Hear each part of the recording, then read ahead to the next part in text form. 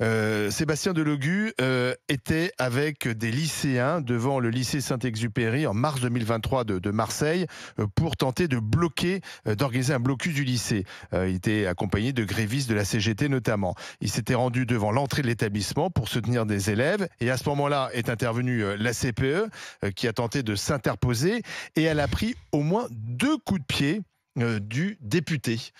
Et ensuite, l'adjoint de la CPE est arrivé et également, il a pris des coups de pied. Ce qui fait que ce matin, eh bien, le tribunal a décidé de condamner le député des Bouches-du-Rhône pour violence aggravée sur cette CPE et ce proviseur adjoint du lycée Nord. Alors moi, je vous pose la question, est-ce qu'un député condamné pour violence physique, notamment sur des fonctionnaires, peut rester en poste? Emmanuel de Villiers? Moi, je dirais, au risque de faire un mot d'humour, je veux bien rencontrer M. Delogu, mais si je suis accompagné d'Éléonore en sécurité. Non, mais c'est pas sérieux que M. Delogu fasse des voies de fait physiques comme ça. On l'a vu à l'Assemblée aussi vis-à-vis de Benjamin, et notamment d'une femme, Madame Hanan Mansouri. Benjamin de l'Assemblée nationale. Non, il faudrait qu'il fasse la Starac. Il faudrait qu'il fasse la Starac pour apprendre à canaliser son énergie. C'est pas possible, enfin, de se comporter comme ça. C'est pourtant quelqu'un de sérieux, qui a une certaine stature, qui a sa vie, qui a son expérience. Moi, je le trouve pas antipathique.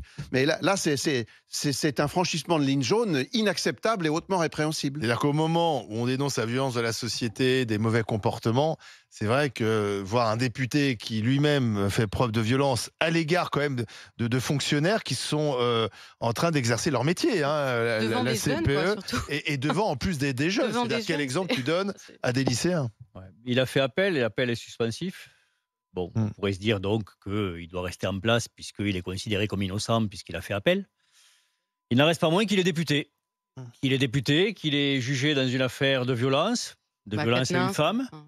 On en a vu partir pour moins que ça. Donc s'il a un tant soit peu d'honneur, il se met en retrait de la vie politique et puis quand son honneur sera relavé, il revient. Mais il ne reste pas en place. C'est tout. Moi, il me semble quand même que c'est la moindre des choses, quoi.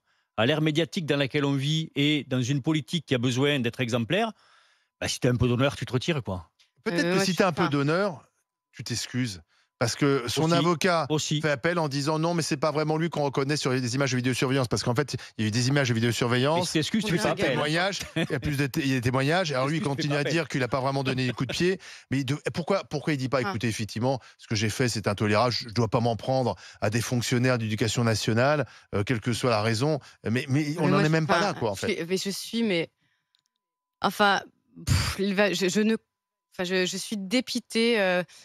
Et je sais que beaucoup de gens comme moi, qui sont du peuple rarissime de plus en plus, de gauche, on est dépités, dégoûtés. Peuple de gauche, espèce en voie de disparition. On n'en peut plus, mais non, mais c'est horrible. C'est-à-dire qu'en 2017, les Insoumis en 2017, ils sortent un programme. J'étais pas d'accord avec tout, mais c'était pensé. Il y avait de la réflexion, c'était travaillé. Et là, mais je comprends pas.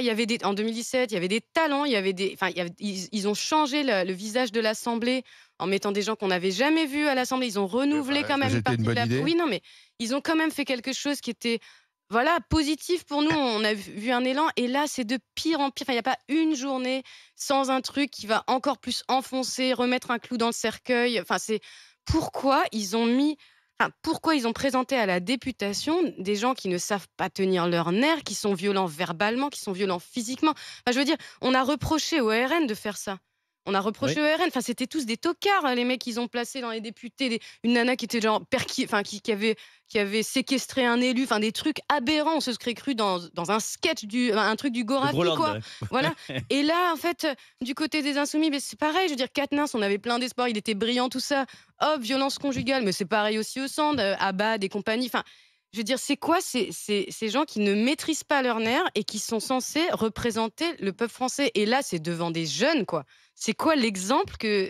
donc, on doit donner des coups aux responsables des jeunes devant les jeunes. C'est aberrant, quoi. Pour en plus, un mouvement qui est un des rares à parler à la jeunesse, quoi. Donc, c'est le truc... pour moi, c'est aberrant. Je suis dépitée.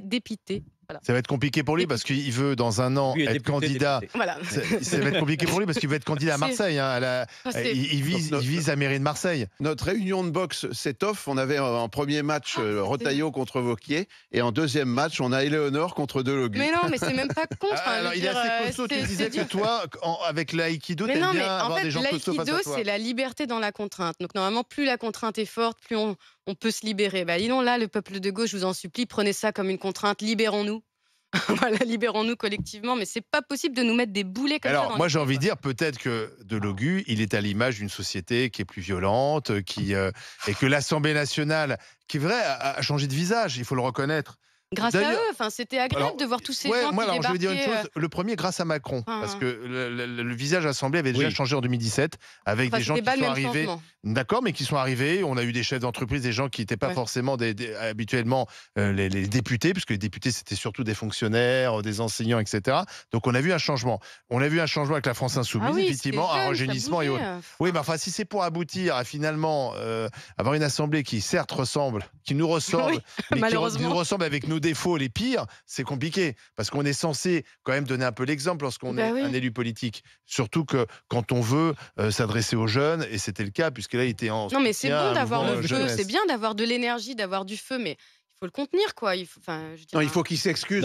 Tu l'as dit, Olivier. Il faut vraiment qu'il s'excuse publiquement, solennellement. Non, mais auprès des élèves aussi. Olivier, je t'entends quand tu dis la société a changé, et les députés sont l'image de la société, mais pas dans l'hémicycle, quoi. Dans l'hémicycle, tu dois justement pas amener la violence qu'il y a dans la société en son sein. Or, le bordel ambiant que l'on voit depuis quelques mois, voire quelques années, n'est pas à l'image de ce qu'attendent les Français, quoi. Je veux dire, la politique exemplaire, c'est pas être un vieux con que de dire ça. On en a besoin. Ils se sont on en a besoin, ça passe par là. Je veux dire, on est dans une société qui est une société pyramidale, ils sont en haut de la pyramide. Si c'est le haut de la pyramide qui dysfonctionne, qu'est-ce qu'on devient? Et ça, tout le monde le dit, ce que tu dis, Jérôme, tout le monde le dit. Non, mais ce qui est incroyable, c'est qu'avec les moyens qu'on a, je veux dire, quand on présente quelqu'un à la députation, c'était pareil pour le RN, on a les moyens, on tape le nom sur Google, on a tous les trucs qui sortent, quoi. Donc je ne comprends pas. On connaît le parcours de Sébastien Delogu, qui travaillait pour Jean-Luc Mélenchon. Il était à un moment donné d'ailleurs son chauffeur, donc il a été aussi présenté dans une circo traître marqué à gauche, etc., où il a été d'ailleurs réélu, je crois, dès le premier tour, si je ne fais pas d'erreur, en juillet dernier. Donc voilà, il n'est pas là par hasard. Oui, mais dans ce cas-là, on le forme. Enfin, non, mais on le forme, c'est-à-dire que oui, c'est difficile de contenir ses nerfs, c'est difficile de s'exprimer en public, c'est difficile tout ça.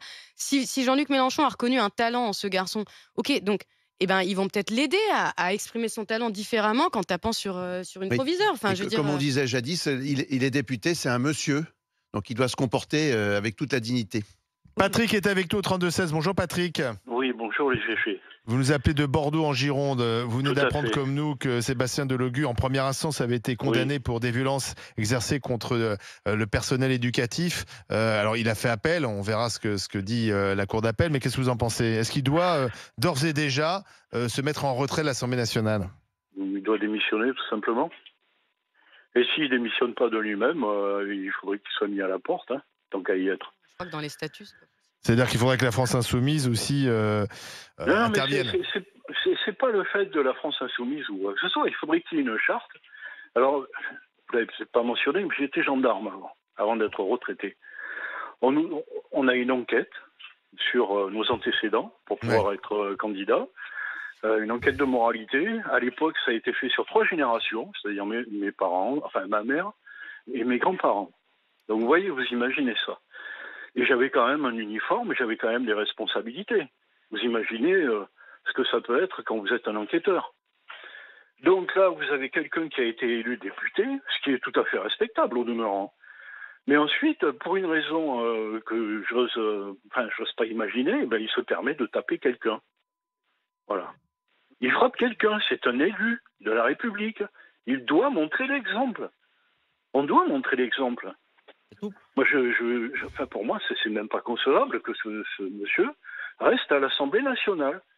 Parce qu'en attendant, je le paye. Oui, ça c'est vrai. Comme vous, c'est vous qui le payez. Et on paye son avocat. Vous payez aussi pour les gens qui sont en prison, mais ça c'est un autre sujet. Mais ce monsieur est quand même rémunéré par nos impôts. Tout à fait. Donc ça veut dire que moi, gendarme, je suis représenté par un délinquant. C'est un délit. Alors, Tout c'est à pas fait. le premier délinquant à être à l'Assemblée. Oui, bah, enfin, c'est pas une raison. C'est même, je non, veux dire, mais une c'est pour circonstance ça qu'on est aggravante. dépité, quoi.